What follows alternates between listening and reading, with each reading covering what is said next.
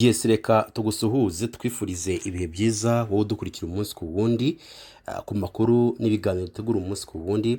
Niba usanzwe dukurikira ari ukaba utarakora subscribe, ukora subscribe kugira ngo amakuru n'ibiganiro dutegura umunsi ku wundi ujye ubona uri uwa mbere. Ntago bigoye, ni ukureba hasi gato ya video urimo kureba urabona akajambo subscribe kandeho tirizo gatoya, ubona akamenyetso kameze nk'inzogera nako ugakandeho kugira ngo ujye dukurikira umunsi ku wundi. Namakuru rero arimo kuvugwa cyane hano mu Rwanda ndetse no hanze y'u Rwanda, ariko mbere yuko tukugezaho ayo makuru arambuye reka tukubwire ko umugabo w'imyaka 40 y'amavuko no umugabo mu karere ka Migori ni mu majyepfo ya Kenya yakomerekejwe bikomeye n'abavandimwe be nyuma yo kugerageza kumujyana kumusiramuza ku ngufu. Ibi byatangajwe na Beth Samburu, umuyobozi ushinzwe uburinganire mu gace ka Nimalu ko muri ako karere. Polisi yavuze ko uwo mugabo yari mu rugo rwe mu mudugudu wa Bogesi ubwo abavandimwe batatu bamuteraga. Mu itangazo polisi yashyize hanze yavuze ko abo bagabo batatu bamukomerekeje bikomeye mu mutwe ndetse no ku ntugu zombi. Yagize ati abo bagizi ba nabi bari bafite ibikoresho bikomeye ndi bityaye nyuma yuko uwo mugabo yanze ko bamujyana ku ngufu. Bamukomerekeje bikomeye ku mutwe no ku bitugu byombi. Abagabo kandi banangije inzu ye barayisenya bakuraho amabati bakoresheje ibyo bikoresho bari bafite.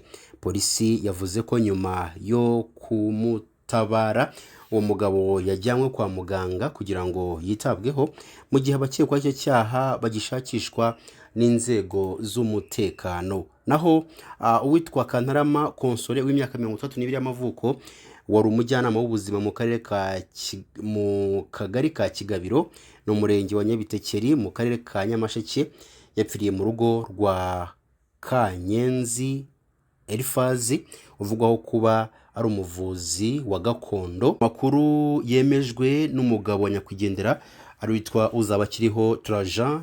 Inzego z'ibanze ndetse n'inzego z'umutekano zo mu ntara y'Iburengerazuba Uzabakiriho avuga ko umugore we yapfuye yari yamujyanye kumuvuza uburwayi bw'inzoka yari ya trichomonas kwa Kanyenzi nyuma yo kumutera urushinge rwo mu mutsi w'ukuboko n'urugo kunda agahita apfa. Agira ati yego umugore wanjye yari umujyanama w'ubuzima, numvaga bavuga ko Kanyenzi Elifazi ivura, mujyanayo ngo amuvure, amuteye inshinge ebyiri arasinzira agendera karapfa, rero yaguye muri urwo rugo. Umuvugizi wa polisi y'u Rwanda mu ntara y'Iburengerazuba SP Sylvestre Twajamahoro yabwiye Imvaho Nshya dukesha inkuru kuri aya makuru y'urupfu rw'uyu mubyeyi yamenyekanye tariki 3 Mutarama 2026. Abasobanura ko nyakwigendera yagiye kwivuza mu Kinyarwanda akaza guterwa urushinge n'umuvuzi wa Kinyarwanda bikamuviramo kuremba cyane, nyuma akaza gupfa aguye muri urwo rugo. Ukekwaho kugira uruhare mu rupfu rwa nyakwigendera yahise abura ariko ngo akaba akomeje gushakishwa. Umuryango wa nyakwigendera ntacyo uratangaza ku cyatumye umujyana kuvurirwa mu Kinyarwanda cyangwa se kuvurwa magendu, nyamara utuye hafi y'ikigo nderabuzima. Umwe mu baturanyi ba Kanyenzi havugwaho gukora ubuvuzi bwa magendu yahamije aya makuru ayahamiriza ikinyamakuru Imvaho Nshya ko yahise abura we n'umugore we. Ati si ubwa mbere avugwaho ubu buvuzi kuko n'ubuyobozi bwarabimwiyamye kenshi aranafungwa, ariko akomeza kubikora rwihishwa, rero tugira ngo yabicitseho. Niwatekerezaga ko n'umujyanama w'ubuzima udukangurira buri gihe kwivuriza kwa muganga yakwizera ahangaha akajya kumwivurizaho nubwo bitamuhiriye. Aya makuru kandi yemezwa na Harerimana Naftali, ni umunyamabanga nshingwabikorwa w'umurenge wa Nyabitekeri avuga ko amakuru akiyamenya bihutiye kujyana nyakwigendera ku bitaro bya Bushenge ngo hasuzumwe icyamwishe, mu gihe umuvugizi wa muvuzi wa magendu n'umugore we batorotse ariko bakaba bakomeje gushakishwa. Ati aya makuru tukiyamenya twagiye gufata umurambo tuwujyana mu bitaro bya Bushenge ngo hamenyekane uko byagenze n'icyamwishe. Ukekwaho urupfu rwe yahise atoroka n'umugore we arashakishwa ngo akurikiranwe. Ntituramubona, ntitunazi uba mu rugo rwe kuko uko tuhageze dusanga hafunze. Ubuyobozi bw'umurenge wa Nyabitekeri busaba abaturage kwirinda ubuvuzi bwa magendu. Icyakoze twabashije cyangwa se twababajwe n'urupfu rwa nyakwigendera no kuba yari umujyanama w'ubuzima wafashaga ubuyobozi kuyobora abaturage kugana ubuvuzi bwemewe, hanyuma akaba ari we ugana ubuvuzi bw'amagendu. Umugabo w'imyaka 28 utuye mu mudugudu wa Rusasa na Kagari ka Nyakibungo, umurenge wa Gishubi ni mu karere ka Gisagara, arashinjwa kwica mukuru we bapfuye ibiceri 250. Ubushinjacyaha ku rwego rwisumbuye rwa Huye bavuga ko tariki 31 Ukuboza 2025 saa 11 z'umugoroba yakubise intebe mu gahanga ka mukuru we ufite imyaka 40 y'amavuko bimuviramo urupfu.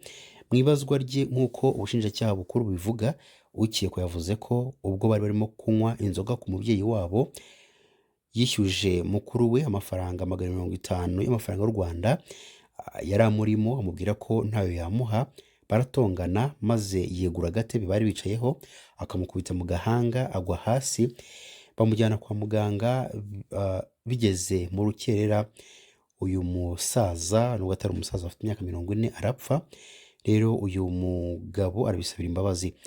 Icyaha cyo gukubita cyangwa se gukomeretsa umuntu ku bushake cyateye urupfu ugikurikiranyweho giteganywa n'ingingo ya 11 y'itegeko nimero 059 akarongo kaberamye rya 2023 ryo ku itariki 4 z'ukwezi kwa 12 2023 riteganya ibyaha n'ibihano muri rusange.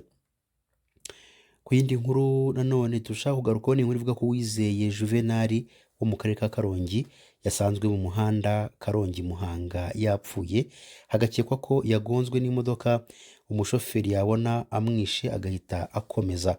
Byabereye mu mudugudu wa Nyarubuye na Akagari ka Gacaca, umurenge wa Rubengera mu karere ka Karongi, tariki 5 Mutarama 2026 saa 6 z'ijoro nibwo umugabo ucuruza muri santere ya Gahama yatashye. Ageze mu nzira abona umurambo, arebye neza asanga ni Uwizeyimana Juvenal wapfuye. Umugore we wa nyakwigendera witwa Mukamana Florida yatangarije ikinyamakuru Igihe dukesha inkuru ko umugabo we yaravuye mu rugo agiye gushaka ibyuma bishaje, avuyeyo ajya kubigurisha kuko ariho kazi akora gasanzwe ka buri munsi. Ati nahamagawe n'abaturanyi bambwira ko basanze uwiwanjye yapfuye, mpita mbyuka, mpageze nsanga polisi na RIB bamaze kuhagera. Biragaragara ko yagonzwe n'imodoka, ariko iyo modoka ntabwo twayimenye kuko ntiyahagaze.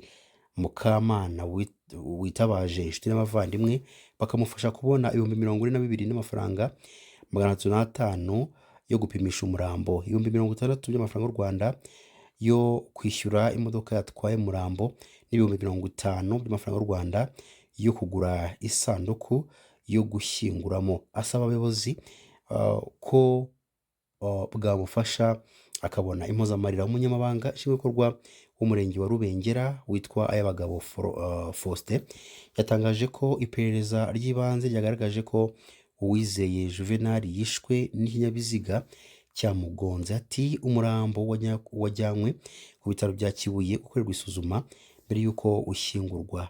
Inama tugira abaturage nuko bajya bataha kare. Gitifu Ayabagabo avuga ko ku bijyanye n'impozamarira umuryango nyakwigendera wagana ikigega cyihariye cy'ingoboka hagakurikizwa ibiteganywa n'itegeko. Ikigega cyihariye cy'ingoboka nicyo gifite mu nshingano kwishyura ibijyanye n'ibyangijwe n'inyamaswa no gutanga impozamarira ku muryango w'umuntu wagonzwe n'ikinyabiziga n'ikibasha kuba cyamenyekana. Naho ku yindi nkuru twaguteguriye muri gitondo